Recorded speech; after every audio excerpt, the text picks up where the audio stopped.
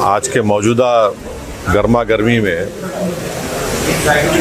तमाम सियासी जमातें तारीख़ को भुला रही हैं और एक मंसूबाबंद तरीक़े से तारीख़ को मस्ख़ करके पेश कर रहे हैं। सच्चाई ये है कि 500 साल तक मुसलमान वहाँ पर उस मस्जिद में नमाज़ें अदा की और जब जीबी पंत वज़ीर आला या मुख्यमंत्री थे उस ज़माने में रात के अंधेरे में वहाँ पर मूर्तियाँ रखी गई। तो क़ानून ये कहता है 145 CRPC कि अगर मैं किसी के घर में जाकर कब्ज़ा कर लिया तो आप उसको बंद करके निकाल देते। वो नहीं किया जीबी पंत ने। फिर वहाँ एक उस ज़माने में एक डिस्ट्रिक्ट मजिस्ट्रेट होते थे, उनका नाम था नायर साहब ने मस्जिद को बंद कर दिया, मुसलमानों को आने से रोक दिया और फिर वही नायर साहब 1950s में जनसंघ के MP बने लोकसभा में। फिर ये सिलसिला चलता गया, मुसलमान तो महरूम हो गए इबादत से। 1986 में उस ज़माने में बग़ैर मुसलमानों को सुने एक 26 पेज का ऑर्डर कोर्ट ने दे दिया। उस ज़माने में कंप्यूटर नहीं था, 5-6 मिनट की सुनवाई में 26 पेज का ऑर्डर दे दिए। तो यानी पहले से टाइप शुदा ऑर्डर था। और जज साहब अपनी किताब में लिख रहे कि मैं ये फ़ैसला इसलिए दिया क्योंकि मेरे को ऊपर से इशारा हुआ। और इशारा क्या हुआ? जज साहब अपनी किताब में लिख रहे कि मेरे घर की दीवार पर और कोर्ट की दीवार पर मैंने 2 दिन तक एक काले बंदर को बैठते हुए देखा। तो बूटा सिंह में शिलान्यास कर दिए। फिर 6 दिसंबर को जो डिमोलिशन हुआ उसमें बीजेपी के पूरे लीडर, संघ परिवार के पूरे लीडर सुप्रीम कोर्ट को जाकर ये वादा किए कि हम बाबरी मस्जिद को हाथ नहीं लगाएंगे। वो डिमोलिशन हो गया। अब तक सुप्रीम कोर्ट वो कंटेम्प्ट पिटिशन हियर नहीं किया। फिर सुप्रीम कोर्ट में टाइटल सूट का जजमेंट आया और टाइटल सूट के जजमेंट में सुप्रीम कोर्ट ने कहा कि फेथ की बुनियाद पर हम वहाँ पर मंदिर के जो डिमांड कर उनको देंगे। तो हम मुसलमानों का झगड़ा जो ये था, ये टाइटल का झगड़ा था। हम वहाँ नहीं गए थे कि हमारे को यहाँ नहीं तो 5 एकड़ वहाँ दे दो। 5 एकड़ के लिए नहीं गए थे हम। तो ये फेथ की बुनियाद पर जब फैसला आया तो मैंने उस वक्त भी कहा, आज भी कह रहा हूँ कि वो जजमेंट के बाद ही बीजेपी और संघ परिवार के हौसले बहुत बुलंद हो गए। और मैंने जिस खदशे का इज़हार किया था वो आज बदबख्ती से सच साबित हो रहा है।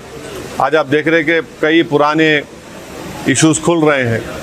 तो जैसा कि सुन लीजिए, सुप्रीम कोर्ट का एक साबिका रिटायर्ड चीफ जस्टिस ने अंग्रेज़ी में कहा था कि supreme court is supreme but not infallible. तो आज हम वही देख रहे हैं। और अफसोस ये है कि कोई 6 दिसंबर की बात नहीं करता, कोई जीबी पंत की बात नहीं करता, कोई डिसेस की बात नहीं करता। और जब आप इन तमाम सियासी जमातों से पूछेंगे क्यों नहीं बात करते, तो बोलते अरे भूल जाओ ना भाई तुम लोग। मैं इन लोगों से पूछ रहा हूँ, तुम्हारी बाप की मौत को भूल सकते क्या? तुम तुम्हारी माँ की मौत को भूल सकते क्या? आप एक सिस्टमेटिक तरीक़े से इस मस्जिद को छीन लिए और कई इश्यूज पैदा हो गए। अब एक सिटिंग चीफ मिनिस्टर महाराष्ट्र का बोल रहा है कि हाजी मलंग दरगाह को मैं तब्दील कर दूंगा। सुनेरी मस्जिद दिल्ली का क्या किस्सा है बताइए आप। तो ये सब चीज़ें, ऊपर से मोदी ये चाहते हैं कि इससे मेजॉरिटी कम्युनिटी का वोट कंसोलिडेट हो जाए उनके लिए। और दूसरा उनका मकसद ये है कि भारत के मुसलमानों को उनकी हैसियत और उनका मुकाम दिखाना।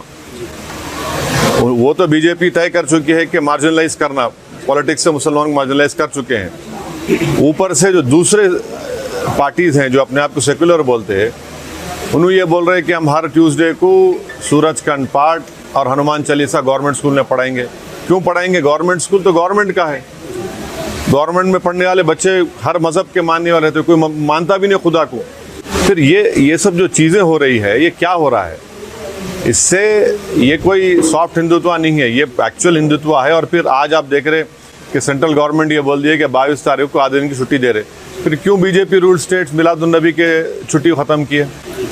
एक दस्तूरी ओहदे पर एक शख्स फायज़ है, उन्होंने फ्राइडे के दिन लंच ब्रेक कम कर दिए। आज NCLT बोल रहा है कि 22 तारीख के दिन आधे दिन छुट्टी दे रहे। तो ये क्या हो रहा है? ये आप इस मुल्क का कोई मजहब नहीं है, ये मुल्क का कोई मजहब नहीं है। ये मुल्क हर मजहब को मानता नहीं, खुदा को नहीं मानता। आप ये बीजेपी क्या कर रही है फिर? अच्छा साहब, कहीं ना कहीं ऐसा लगता है कि ये अपनी सरकार होते हुए ये मनमर्जी कर रहे हैं। एक कानून में ऐसा कोई इख्तियारात है कि कोई प्रधान मिनिस्टर इस तरह से अपनी मनमर्जी कर सकता है, कानून को तब्दील कर सकता है? नहीं, अब चल रही है ना, अब चल रही है। नहीं, एज पर दी लॉ की अगर हम बात करें, कानून में देखिए सच्चाई ये है कि जब पार्लियामेंट का इफ्तिताह हुआ था तो प्राइम मिनिस्टर को नहीं करना चाहिए था, स्पीकर को करना चाहिए था, क्योंकि स्पीकर कस्टोडियन होता है। मगर प्राइम मिनिस्टर ऐसा है ना, हर चीज़ में वही दिखना चाहते। फिर इनॉग्रेशन भी उन्होंने कर लिए, स्पीकर साहब नहीं थे, अब ये भी वही करने वाले हैं। तो हर चीज़ ऐसा हो रहा है कि एक डोमिनेंट एग्जीक्यूटिव की वजह से हमारे आइन में जो theory of separation of powers है वो कमज़ोर पड़ रही है। एक ड्राइवर्स का लॉ रिसेंटली अमित शाह ने जिस तरह से लागू किया था, एक ड्राइवर ने आपसे गुफ्तगू भी की थी ऑन कॉल, तो आपने बताया था कि आपने आवाज़ उठाई। तो ये चीज़ें जब आवाज़ उठती हैं तो ये एक मिसाल तक क्यों नहीं पहुँचती है? ऐसा है ना, अब तो आवाज़ उठाने वाले भी नहीं रह गए।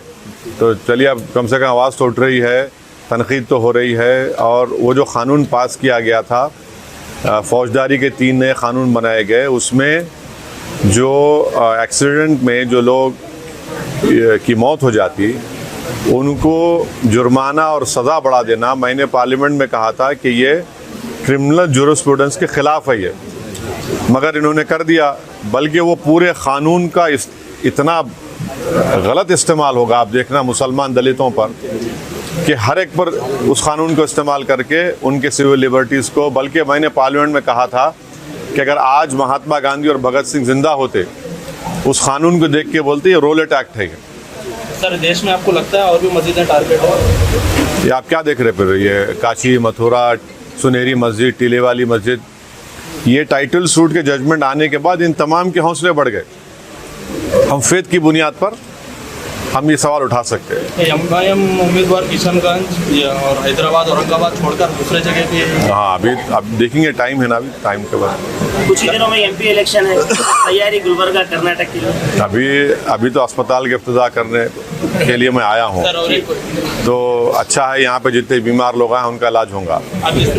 अब सियासी जो इलाज करना है वो भी बहुत वक्त है उसके लिए। जिसकी तारीफ करे थे जेडीएस और बीजेपी के साथ अलायंस करे थे, वो 5 साल पुरानी बात कर रहे हैं आप ऐसे।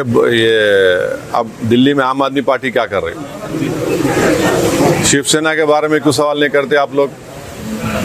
आप लोगों देखिए, सेकुलर जरूर रही आप लोग, मगर एक आंख को बंद नहीं करना, दोनों आंख से देखना। अब शिवसेना क्या है? उद्धव ठाकरे को सीएम बनाने में मेरा और नासिर उस्ताद का तो हाथ नहीं है, ना अल्ताफ भाई का है। वही उद्धव ठाकरे असेंबली में खड़े होकर ये बोले कि हमारी पार्टी ने बाबरी मस्जिद को तोड़ा। सब बैठे हुए हैं क्योंकि मंत्री का पोस्ट मिल गया उनको। आज भी उन्होंने बोल रहे वो बात को, हम तोड़े बोल के। पर इतने बहादुर नहीं है लोग, बुज़दिल हैं लोग। जब ये बोल रहे हैं तो उनको जब क्रिमिनल केस चल रहा था जाके बोलना था कोर्ट के सामने, हम तोड़े, हम कबूल करते जुर्म को। ये कहीं ना कहीं उनकी आवाज़ बिठाते हैं ना, आवाज़ को दबा देते हैं अगर कोई आवाज़ उठाता है तो। वो मैं इनकी बात कर रहा हूँ, इन लोगों की बात कर रहा हूँ।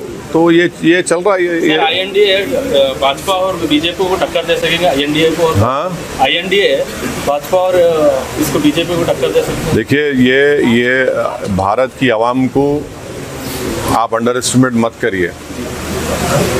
जब भारत की आवाम इस बात को महसूस कर लेगी कि मैजिक शो चल रहा है और मैजिक शो में ना नौकरी मिल रही, ना महंगाई कम हो रही, ना चीन हमारी ज़मीन छोड़ के जा रहा। मैजिक शो में मैजिशियन क्या कर रहे? वो ऐसा टोपी में से खरगोश निकाल रहे, खरगोश में से एक फूल निकाल रहे, फूल में से एक फुलझड़ी निकाल रहे। पब्लिक उसी में खुश है। तो एक ना एक दिन ये मैजिक शो ख़त्म होता। स्कूल में मैजिक शो देखे ना आप लोग, मैजिक शो ख़त्म हुआ था, उसके बाद क्या होता, सब जने क्लासरूम चले आते। तो अभी मैजिक शो चल रहा। अच्छा साहब, चलते मियाँ भाई के लिए कुछ मैसेज अपने मियाँ भाइयों के लिए? नहीं भाई, आप लोग मस्जिदों को आबाद रखिए, क्योंकि कुरान में अल्लाह मुसलमानों से कह रहा है कि जो लोग अल्लाह पर और आखिरत पर ईमान रखते हैं वो मस्जिदों को आबाद रखें। और किसी से नहीं डरना। मस्जिद को आबाद रखिए, आपका बहुत सा बड़ा काम हो जाएगा इंशाअल्लाह।